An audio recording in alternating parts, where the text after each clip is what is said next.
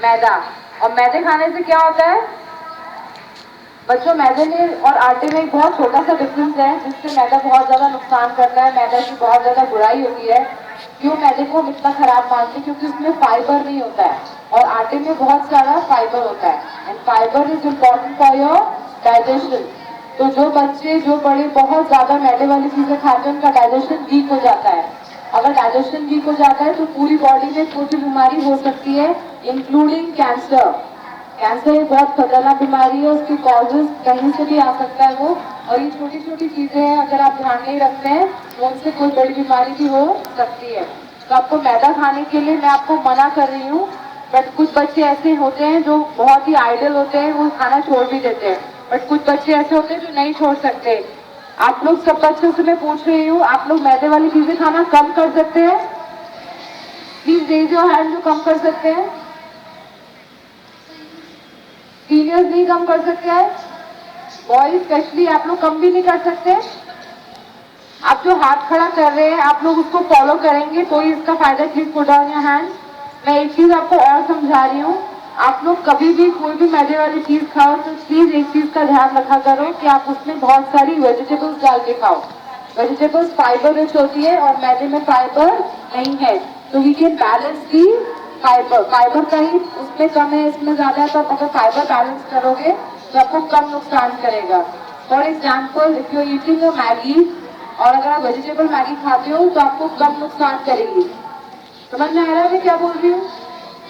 Vegetable Maggi में खूब सारे वेजिटेबल्स हैं तो फाइबर की जो कमी है उसको बैलेंस कर देगा, इसलिए आपको कम नुकसान करेगा। इसलिए whenever you want to eat any maida thing आप उसमें खूब सारी सब्जियां डाल के खाओ। पिज्जा है, बर्गर है, नूडल है, सब में सब्जियां डाल सकते हैं, पॉसिबल है। और बहुत सारी चीजें जिसमें सब्जियां नहीं भी डलती है पर उसमें भी हमारे पास ऑप्शन होता है। आप बच्चों जब भी आप बाहर जाते हैं, घर से बाहर जाते हैं आप लोग, तो हम हमेशा घर से बाहर जाते हैं सबकी सबसे पहले नजर पड़ती है, आप दुकानें ढूंढते हैं जहाँ पे चिप्स मिलते हैं, कोल्ड ड्रिंक्स मिलते हैं, कुरकुरे, लेस, ये सबके फेवरेट है ना। और हम लोग क्या बोलते हैं कि बाहर जाएंगे तो यही चीजें मिलेंगी खाने के लिए और तो कुछ मिलता नहीं है, बट दिस इज रॉन्ग।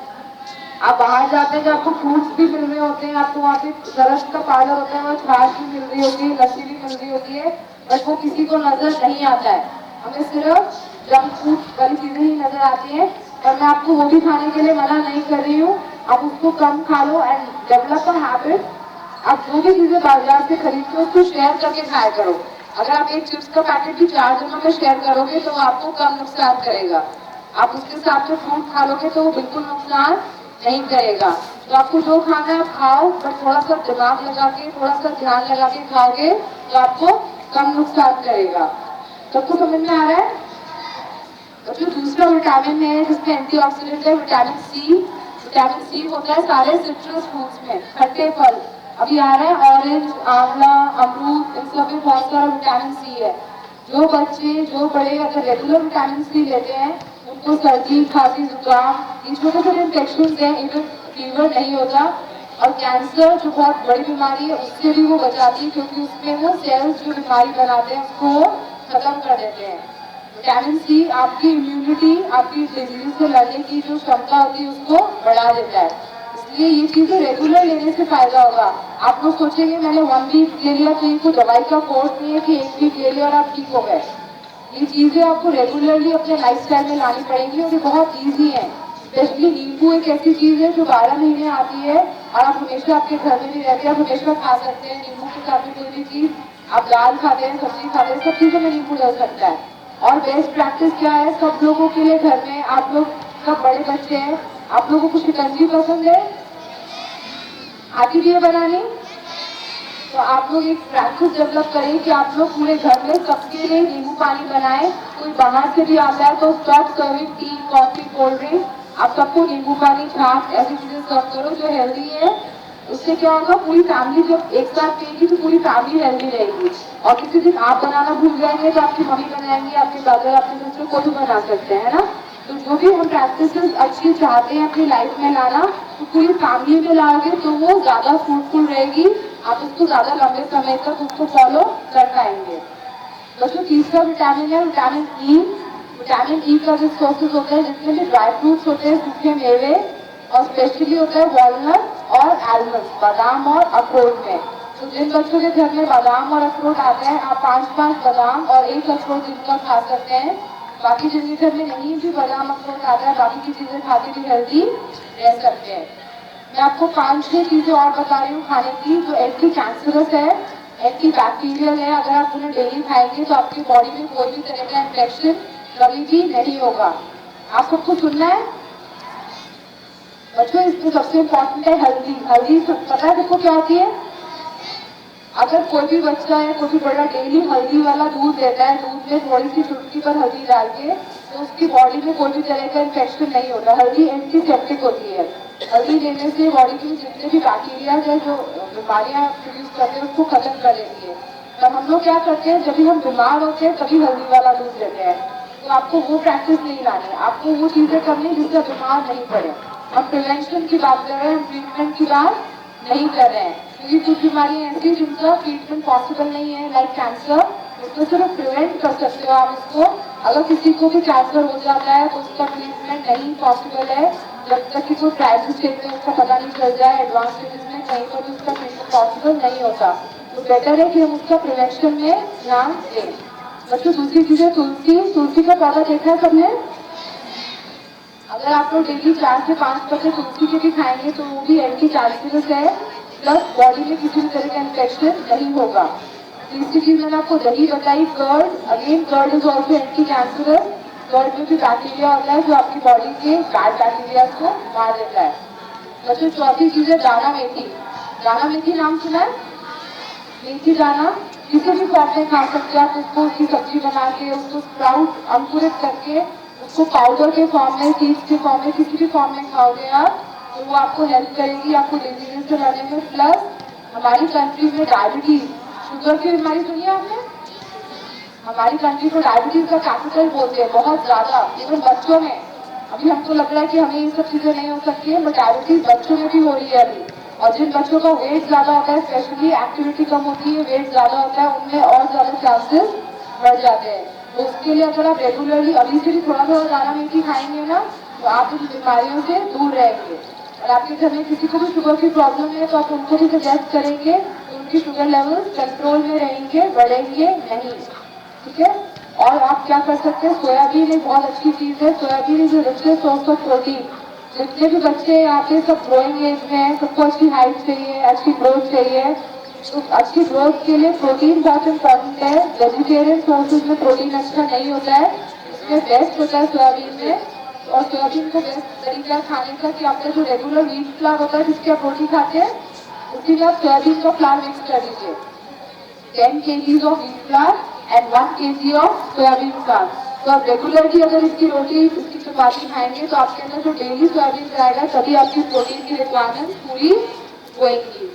यहाँ तक सबको समझ में आ गया? एक बहुत इंपॉर्टेंट चीज है, आप लोग वेज खाते हैं ना, रेड चिली पाउडर सब बच्चे खाते हैं। आपको मालूम है कि वो नुकसान करती है आपको? बच्चों जितनी भी प्रॉब्लम है, अभी आप छोटे हैं, बट आप अपने घर में देखना, बड़े लोगों को एसिडिटी की प्रॉब्लम होती है, अल्सर्स की प्रॉब्लम होती है, मुंह में छाले हो जाते हैं। तो वो प्रॉब्लम होती है ज्यादा मिर्च मसाला खाने से। और स्पेशली हम लोग जो मिर्च खाते हैं उसमें आपको क्या ध्यान रखने की जरूरत है? आपको अपने ग्रीन चिली देखिए, हरी मिर्च देखिए, आप हरी मिर्च अच्छे से खा सकते हो, उसमें बहुत ज्यादा विटामिन सी होता है। पर क्या ध्यान रखना है आपको, हरी मिर्च के अंदर जो सीड्स होते हैं ना, बीज, वो आपको निकाल के खाने हैं। हरी मिर्च के जो सीड्स होते हैं उनसे भी कैंसर हो सकता है। और कैसे होता है उसका कैंसर? हरी मिर्च जिन लोगों ने कभी काटी होगी उनको मालूम होगा, वो हाथ में जब भी काटते हैं बहुत ज्यादा इरिटेशन होती है, जलन होती है।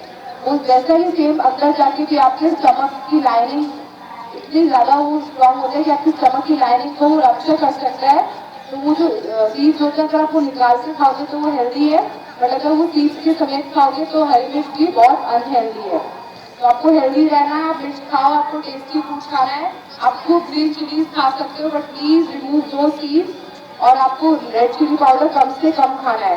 तो जिन लोगों को भी एसिडिटी होती है वो स्टार्टिंग स्टेज होती है, अगर उसमें ध्यान नहीं देते हैं तो पेट में जाके अल्सर्स होते हैं, छाले होते हैं, और फिर भी अगर ध्यान नहीं देते हैं तो पेट का कैंसर भी डेवलप हो सकता है। तो इट इज बेटर कि आप अभी से अपनी फूड प्रैक्टिसेस थोड़ी सी मॉडिफाई कर दें। जो भी चीजें मैंने आपको बताई आप कर सकते हैं, इसको फॉलो भी नहीं कर सकते हैं। मैं आप सबको जानती हूँ और सब मेरे को समझ में आता है कि कोई भी चीज़ फॉलो करना मुश्किल होता है, आसान होता है, बट अगर हम कोशिश करेंगे ना तो कुछ चीज़ मुश्किल नहीं है। और मैंने आपको कोई भी चीज़ खाने के लिए मना नहीं करा है, it's just that you have to reduce, आप कम करेंगे।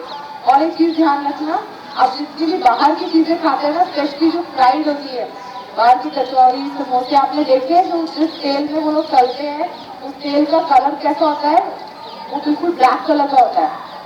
उसका क्या रीजन है, तो बाहर पड़ी रहती है उनकी कढ़ाई, सारा बाहर का सारा कचरा, सारा पॉल्यूशन उसमें आता है। एंड सेकेंडली वो सेम ही तेल को, सेम ऑयल को बारी बार यूज करते हैं, जिससे ऑयल की प्रॉपर्टीज चेंज हो जाती है और वो रैंसिड ऑयल में कन्वर्ट हो जाता है। And rancid oil is cancerous. तो whatever oil you are consuming, you have to be very cautious. बाहर की तली हुई चीजें इसीलिए नुकसान करती है क्योंकि वो एक ही तेल को बारी यूज करते हैं। आपको कोई भी फ्राइड चीज खानी है, आप घर में बना के खाओ, आपको नुकसान नहीं करेगी। ठीक है, तो आपको बाहर की चीजें इसलिए अवॉइड करनी चाहिए ताकि आप बीमार नहीं पड़े। सब लोग आपको बोलते हैं जंक फूड मत खाओ, कोल्ड ड्रिंक्स मत पियो, बाहर का मत खाओ, but try to understand the reason behind it. अगर आपको रीजन समझ में आएगा तो शायद आप उसको फॉलो ठीक तरीके से कर पाएंगे। और जो दूसरा तरीका हेल्दी रहने का है, आपकी खुद की एक्सरसाइज। अगर आप रेगुलर कोई भी तरह की एक्सरसाइज करते हैं, कोई भी स्पोर्ट्स खेलते हैं, डांस करते हैं, swimming, cycling, any form of exercise, तो उसमें भी क्या होता है, आपके शरीर से जो स्वेट होता है, जो पसीना बाहर निकलता है, उसमें भी आपके शरीर की जो केमिकल्स हैं, जो फ्री रेडिकल सेल्स है, जिनकी बीमारियां होती है, वो बाहर निकल जाएंगे, तो आप हेल्दी रहेंगे। तो any form of exercise is good for you. आप अपने फैमिली में अपने सब बड़ों को भी बोलना, तभी वो लोग भी हेल्दी रहेंगे।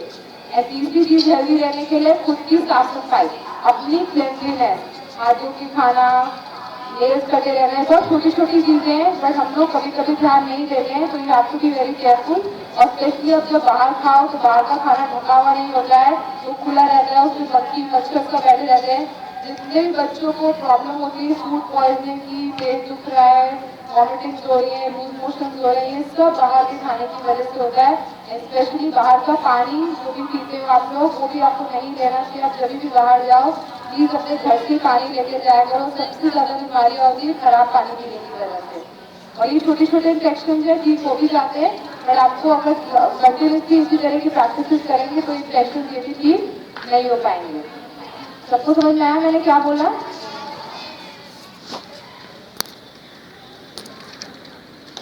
आप लोगों को ये दो फॉर्म्स मिलेंगे, अभी मैं आपको एक्सप्लेन कर रही हूँ।